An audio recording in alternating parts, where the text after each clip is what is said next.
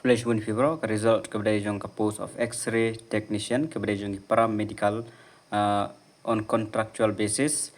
Teknik la declare ya ka written examination barik la penmi ikiles kiban poi ya ka practical examination.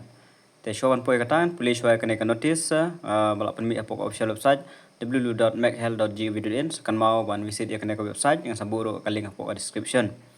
Te hangni la dapto ba that a candidate eligible for appearing the practical examination is also being displayed. The practical examination will be held on 30 August 2024 from 8 a.m. onwards. The venue are as follow. Kibadai napok Shillong, kedai napok Ganesh Das, kibadai napok Tura, dia napok Tura Civil Hospital.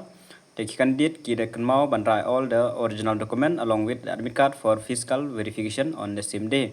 Ke cut off kedai pramak namta ke practical examination. Telah dah pimla banyo eka pramak kembut ba pila sya declare on successful lane la fail ben. Dengan page yang ni namta ke post of X-ray technician. The ki successful candidate hanya ada mention lupa akan akan list ki successful kedai number 1 hadu live ho sao. Baru kidon kumba shispa san punyau tangba kibalong eligible pada kidon tang kumba live sao ngot are declared as eligible for appear practical examination which will be intimate later. Te hang tu notice kila thok ba kan dai live ho 3 August te mahna ki ongkin en sepentip yang hadin te kinsa ai jeng tip yang namta kini tela khemai mutla dai bai live ho 3 August kum ka sentar lomba kila dap thong tu. Te kini keteng jong candidate ladap ai hang ni.